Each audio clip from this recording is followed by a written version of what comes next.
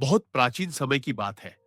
भारत की पावन भूमि पर कपिल वस्तु के राजकुमार सिद्धार्थ ने संसार के दुहकों का कारण जानने के लिए राजमहल का त्याग किया था। वर्षों की कठोर तपस्या, साधना और ध्यान के बाद वे बोधगया में पीपल वृक्ष के नीचे समाधि में लीन हुए और वहीं उन्हें बोधि प्राप्त हुई।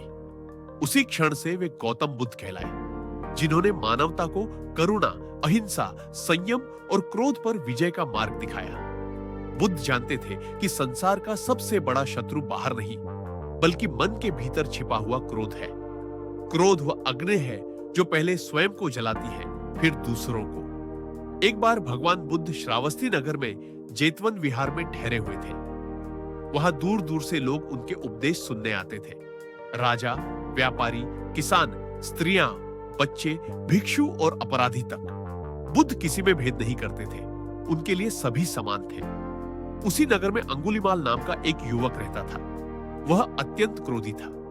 बचपन में अपमान, भूख और अन्याय ने उसके मन में ऐसा जहर भर दिया था कि वह हर बात पर क्रोधित हो जाता। धीरे धीरे उसका क्रोध हिंसा में बदल गया।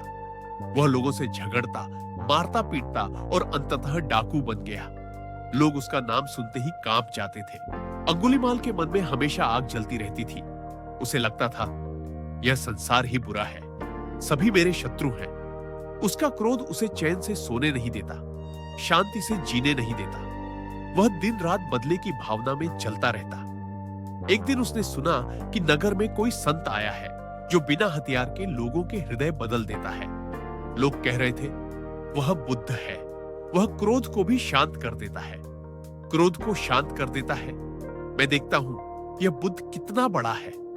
उसने निश्चय किया, मैं बुद्ध को मार दूंगा। अगले दिन बुद्ध भिक्षा के लिए नगर के बाहर वन की ओर जा रहे थे। मार्ग सुनसान था, पक्षी चहचहा रहे थे, हवा शीतल थी। तभी पीछे से भारी कदमों की आवाज आई।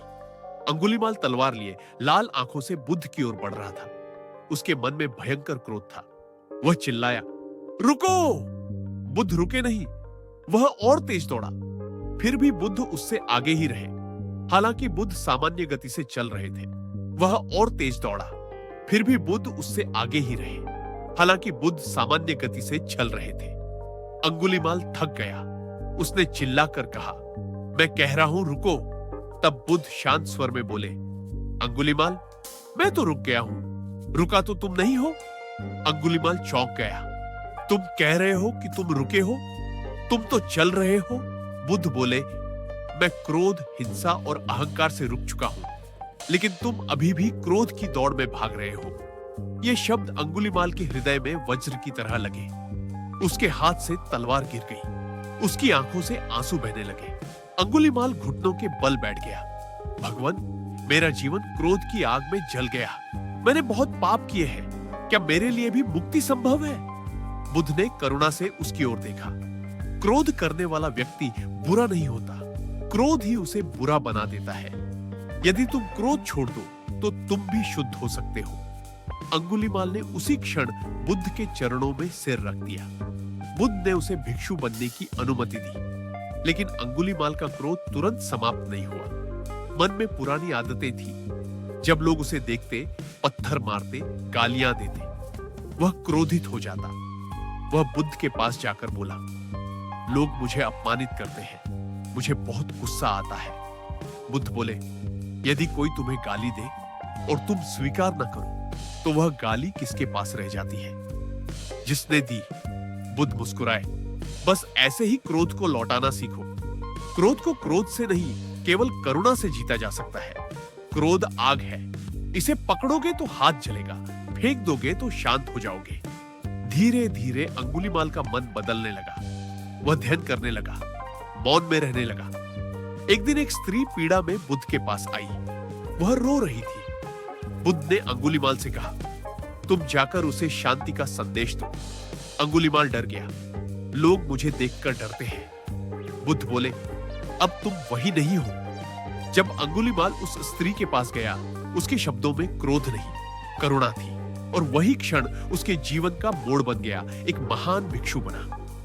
जिसने कभी लोगों को डराया था, वही अब लोगों को शांति देने लगा। बुद्ध का अंतिम वचन, क्रोध वह विष है जिसे पीकर हम आशा करते हैं कि दूसरा मर जाए। क्रोध छोड़ो, जीवन स्वयं फूल बन जाएगा। कथा का सार क्रोध मन का सबसे बड़ा शत्रु है। क्रोध से हिंसा जन्म लेती है। करुणा और क्षमा से ही क्रोध शांत होता है। बुद्ध का मार्ग आत्म विजय का मार्ग है। तो फ्रेंड्स, आपको ये बुद्ध कथा पसंद आ गई हो तो वीडियो को लाइक और चैनल को सब्सक्राइब जरूर कीजिएगा। और हाँ, जाते जाते कमेंट में जय भीम नमो बुद्धाय जरूर लिखिए। तो मिलते एक नई कहानी के साथ। नमो बुद्धाय।